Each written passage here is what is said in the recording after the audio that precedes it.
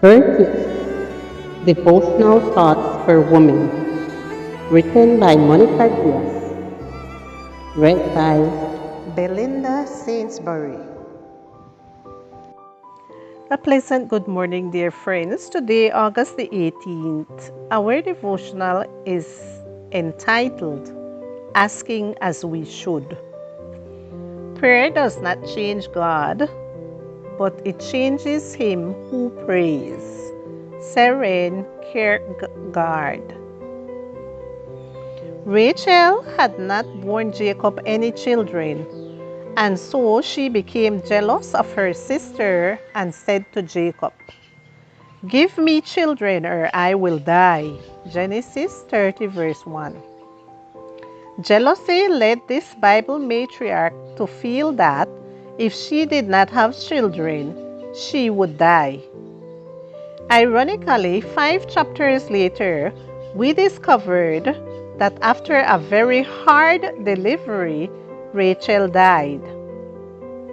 What Rachel thought she needed so as not to die was what caused her death. How often something similar happens to us in our relationship with God. As a result of intense and difficult emotions, we ask for things believing they will solve the problem at hand, but they will actually be a source of suffering, conflict, and even physical or spiritual death. What we think we need for life to make sense in the end can come to threaten the whole of our life. Therefore, God, who knows everything, lovingly invites us to submit our limited human criteria to His criteria, the criteria of a Father who loves us and who knows what is convenient for us, while we so often confuse what we want with what we need and what is in our best interest. This is why the Spirit also comes to help us, weak as we are, for we do not know how we ought to pray. The Spirit Himself pleads with God for us in groans that words cannot express.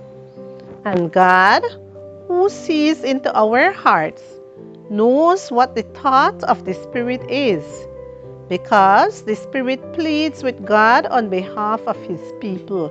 Romans 8:26. We truly don't know what's good for us. We think we do, but we don't. We would admit it if we were humbler. Instead of leading us to stop asking God for the desires of our heart, this should lead us to analyze those desires and, as a result, to have the humility to trust that God will know how to interpret and answer, not according to our limited vision, but according to His broader panoramic view. Something else of great value that we can learn from Rachel's experience is that our request to God should not be so conditioned by fleeting feelings, but by a sense of gratefulness to the Lord for the way in which He leads in our lives. It has to do with believing that God never leads His children otherwise than they would choose to be led if they could see the end from the beginning and discern the glory of the purpose which they are fulfilling as co-workers with Him.